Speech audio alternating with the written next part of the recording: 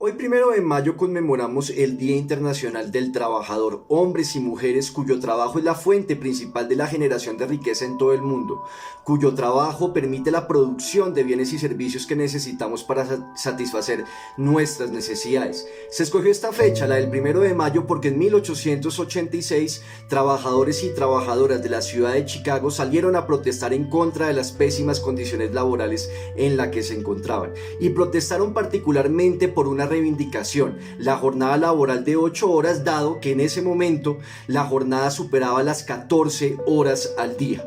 Y a pesar de que el gobierno de los Estados Unidos reprimió con ferocidad esta protesta de los trabajadores e incluso asesinó a varios de sus dirigentes, los que conocemos hoy como los mártires de Chicago, esa protesta no fue en vano, porque gracias a esa lucha, hoy en la inmensa mayoría de las legislaciones laborales del mundo existe el derecho de los trabajadores y trabajadoras a una jornada laboral de 8 horas. Y en Colombia también salimos a protestar para exigir nuevas reivindicaciones y para rechazar las políticas neoliberales vendepatrias que le entregan la soberanía a las grandes potencias de los gobiernos neoliberales de turno.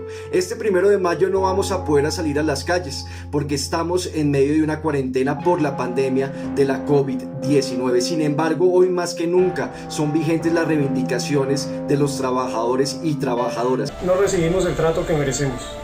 Nos contratan por prestación de servicios.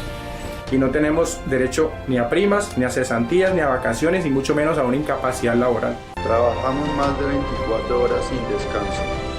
No nos garantizan transporte.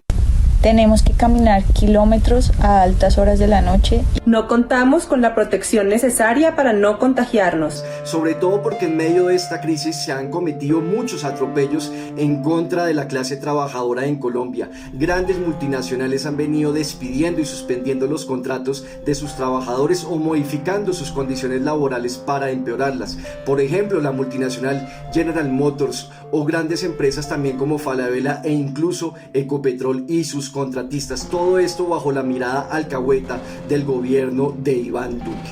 Por eso hoy sigamos reivindicando los derechos y de los trabajadores y las trabajadoras que están afrontando una grave crisis que ya se venía profundizando en los últimos meses y crisis que se ha profundizado en medio de esta pandemia debido a que el gobierno nacional no ha tomado las medidas para poder contenerla, como por ejemplo proteger el empleo subsidiando la nómina de las pymes. Las MIPYMES llevan asumiendo de sus bolsillos el costo social de las nóminas de 3 quincenas. El llamado de urgencia que estamos haciendo desde ACOPI es a que se subsidie la nómina de muchas de estas MIPYMES, de las 1.600.000 empresas MIPYMES formales que hay en el país, para que éstas puedan hacer una reactivación económica en los sectores económicos que ha señalado el gobierno nacional. Este 1 de mayo sigamos luchando por una patria verdaderamente soberana, independiente, próspera, con desarrollo económico y sobre todo con plena democracia.